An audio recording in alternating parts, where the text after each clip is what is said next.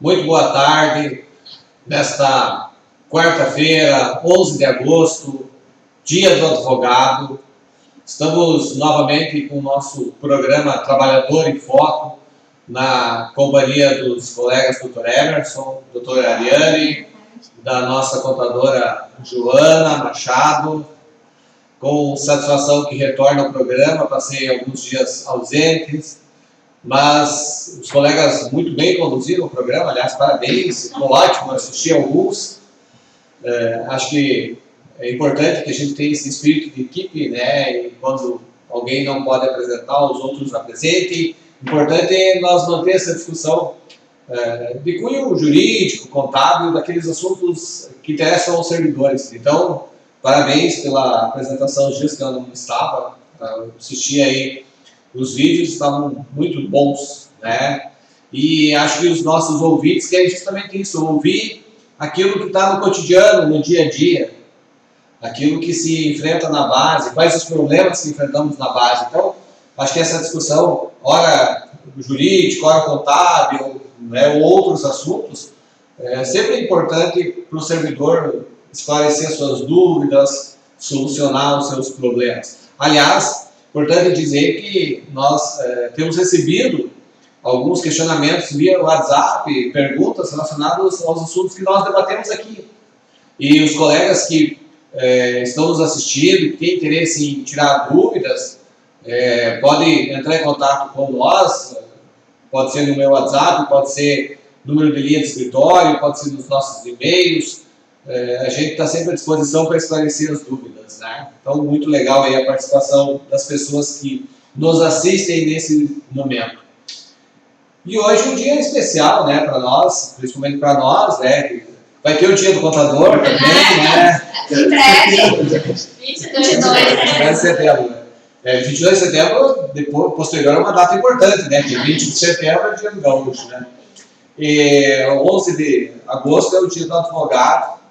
A gente quer aproveitar para cumprimentar todos os colegas de profissão, são milhares nesse país, e como está estampado na Constituição, o advogado é indispensável para a administração da justiça, e acho que temos uma participação importante na sociedade, vários presidentes da República têm formação jurídica. Na verdade, hoje a formação jurídica ela te abre um campo muito grande, não só para a advocacia, né? Eu já estou formado desde o ano de 8 de janeiro de 1999, faz muitos anos que estou na estrada e atuando muito mais na área pública, mas no início a minha atuação fazia quase que clínica geral, né? Com o tempo a gente vai se encaminhando, né?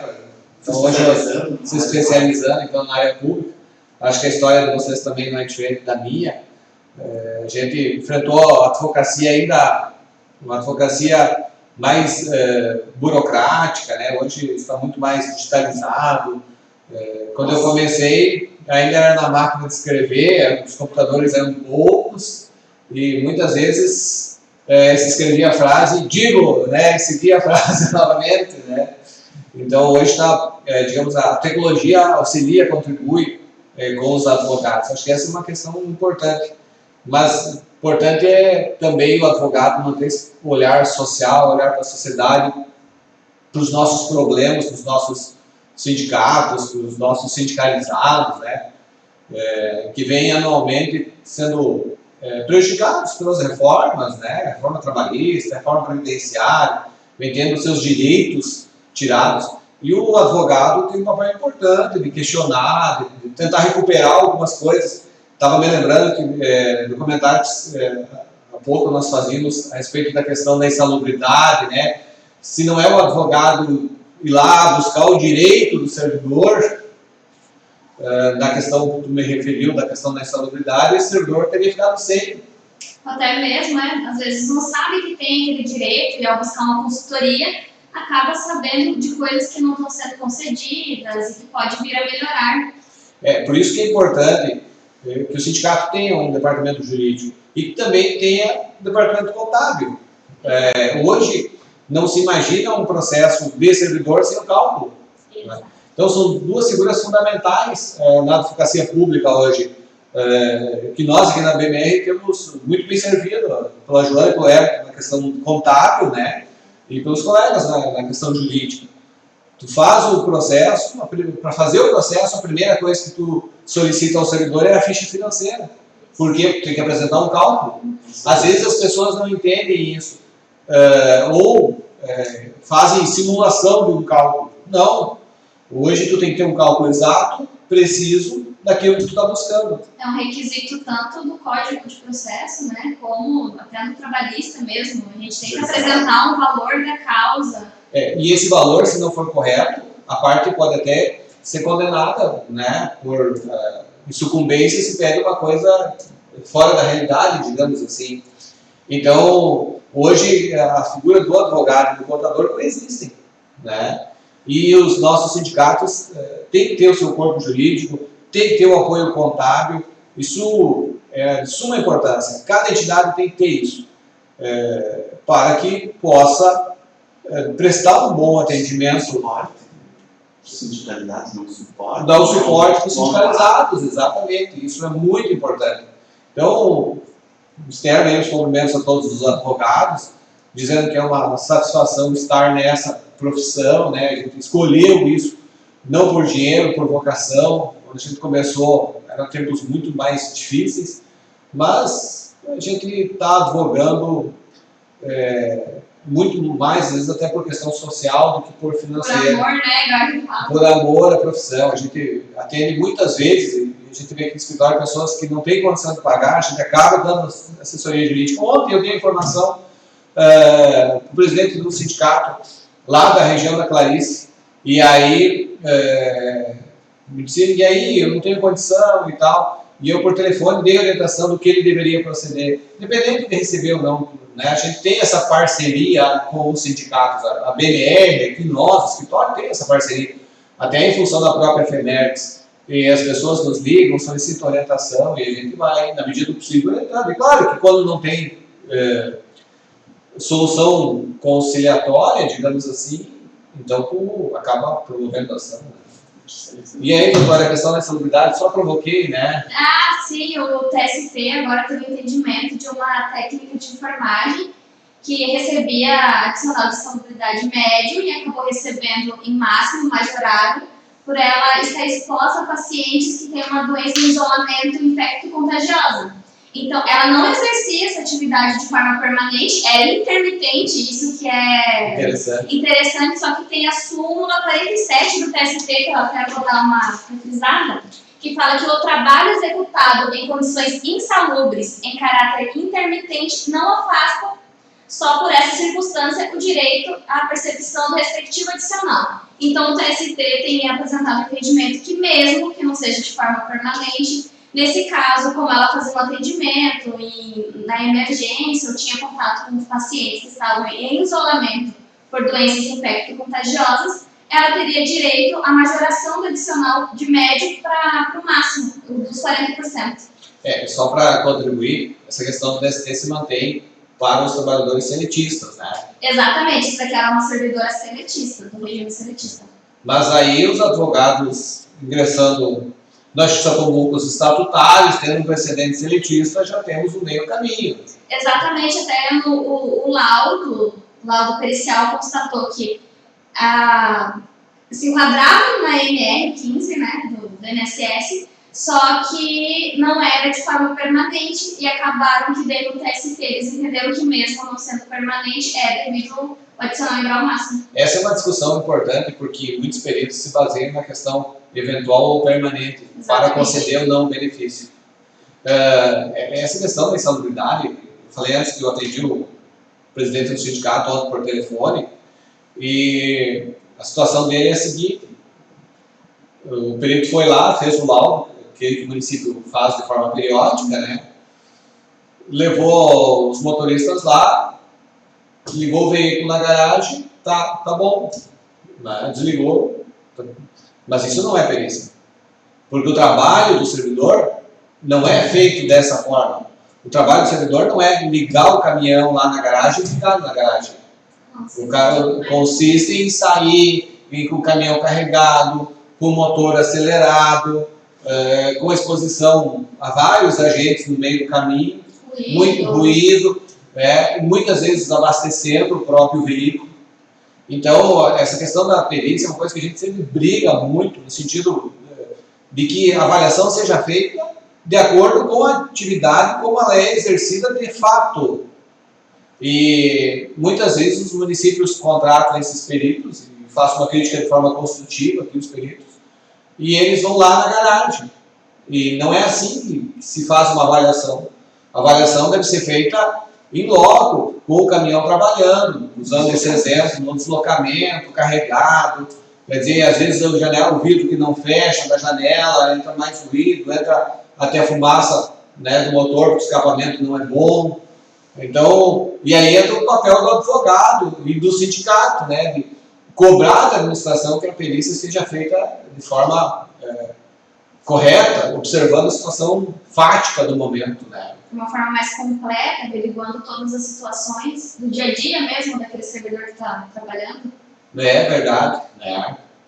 São questões importantes que muitas vezes o advogado acaba contribuindo não só com a ação judicial, como orientação, né. A mesma questão é a questão contábil, né. A questão do imposto de renda, né, que tu abordou na semana passada, né. Exato. Essa semana, na segunda-feira, a gente entrou com esse tema e daí ficou ainda umas questões a gente bater papo. No próximo momento, então, eu estou à disposição no próximo momento para a gente dar continuidade a esse assunto, né, tão discutido e que tem muitas dúvidas no dia a dia, até para se programar no próximo ano. Né? Deixa eu te fazer uma pergunta. A questão do servidor que recebe uma verba decorrente de uma ação judicial. Um precatório, FPV. Perfeito, isso. Ele desconta o imposto de renda do valor quando ele recebe? Como que funciona? Isso, ao ter o desconto do imposto de renda, automaticamente ele já tem que informar esses valores recebidos na declaração do imposto de renda, né? Então ele tem que informar na sua declaração os valores referentes a precatórios, FPV. Mas eu te pergunto assim, até porque é uma dúvida que eu tenho, como que se dá a apuração desse imposto? Ela se dá pelo montante recebido ou ela se dá pelas parcelas? Como que faz o cálculo desse imposto? Supondo que fosse uma prestação periódica, mensal, que ele teria que receber, é feito o cálculo de forma mensal e não no montante total, porque às vezes, periodicamente, nem alcança, né? E se for no montante, daí vai pegar ele. Assim, um exemplo, eu recebi nesse ano um precatório referente a anos anteriores, mas que veio tudo no acumulado. Então, eu tenho que declarar no acumulado, no ato do recebimento ou do pagamento. Então, se for no ano corrente de 2021, eu vou declarar o próximo imposto de renda. Mas o cálculo é feito de acordo com como eu deveria receber na época, né? A apuração. Como eu recebi, com os descontos já do imposto de renda, que já teve no ato do pagamento, né, que eu recebi, tudo isso eu vou informar para a Receita Federal. Se no final da minha declaração o que eu paguei, que foi descontado do imposto de renda, foi maior do que o devido, aí vai ter a restituição. São dúvidas, né, que sempre tem. A questão do imposto de renda depende muito do tipo de verba e como é feito o cálculo, né? É sempre importante ter uma situação mais de fato. Difícil de falar mais genérico, né? Exato. Mas é importante essa questão contábil. E aí, doutor Emerson? Tudo bem, doutor? Uma questão, quando no exemplo dos precatórios que tem como réu a União, que é feito já o desconto na fonte, é obrigatório fazer essa declaração? Como eu expliquei anteriormente, né? Por mais que tenha sido procedido esse desconto, Tem que ser não informado. isenta Tem que ser informado na declaração de imposto de renda. informação em relação aos valores, Com o o que valor foi recebido, descontado, com o o período valor. que foi do cálculo que compreende, tem que prestar todo esse tipo de informação, Sim, inclusive sobre a FPV, precatório contra os municípios, estado, Exatamente. procede da Todo mesma forma. o recebimento em Do si, ano. né? Do ano. Só para nós voltar na questão da insalubridade, quando o município faz o laudo, né, técnico, o laudo que é feito de forma periódica, os municípios que é uma obrigação, para apurar as questões de insalubridade dos seus servidores e até daqueles que são admitidos em novos cargos,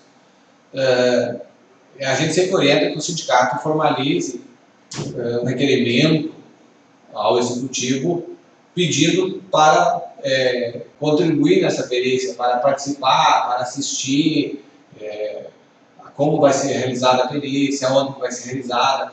Eu entendo que é um direito do sindicato, que como substituto representa os servidores como um todo. Então nós sempre orientamos que o sindicato formalize esse pedido ao município. E me parece que, havendo a negativa, o sindicato pode até buscar judicialmente o direito de não interferir na perícia, obviamente, mas acompanhar e saber de que forma está sendo realizada esse levantamento pericial. E se a perícia vier com modificações importantes, vamos pensar aqui o caso do motorista da ambulância que tira a insalubridade, coisa semelhante, o sindicato deve promover uma ação buscando o restabelecimento da situação anterior. Muito importante isso. O sindicato tem que estar muito atento, porque periodicamente é feito esses laudos no município. Muitas vezes esse laudo não é observado de forma a situação fática dos servidores, e aí acaba tendo distorção lá na frente no resultado dessa perícia. E aí buscar isso de volta no judiciário é outra briga. Então, se o sindicato pudesse antecipar isso, seria, digamos assim, uma atitude preventiva para nós resolver o problema, sabe? Então, tenho buscado orientar o sindicato sempre a requerer, a exigir a sua participação, o seu acompanhamento nesse levantamento pericial. Tem que fazer, tem que acompanhar, é direito do sindicato e é dever da administração avisar o sindicato, até porque muitas vezes evita demandas judiciais. Também tem esse lado, porque o sindicato pode acompanhar o laudo, pode tanto esclarecer o servidor por que não houve, digamos, uma situação favorável para esse servidor, quanto questionar o perito de forma que ele adeque o laudo àquela situação fática. E pode, então, evitar o ajuizamento de demandas posteriores. O município tem interesse na solução de problemas e não em tornar litigiosa a relação do município com o servidor. Pelo contrário, o município tem que pensar sempre de forma conciliatória entre o servidor e ele. Porque o servidor que entra judicialmente é um desgaste, naturalmente. Por mais que é um direito, mas é um desgaste. E onera os cofres públicos. Então, às vezes, a gente vê aí municípios em que os prefeitos ficam questionando questões que já são pacificadas. Exemplo do piso magistério. Se nós pegar, por exemplo, eu posso dizer o município aqui, o caso de São Nicolau, fica questionando valores incontroversos, onerando o município. Isso sem justificativa nenhuma. Então, muitas vezes as pessoas têm que, os administradores devem buscar uma solução conciliatória de forma que atenda o princípio da legalidade, que atenda o que está na lei, evidentemente, mas também buscando solucionar e pacificar o ambiente entre os municípios e os servidores.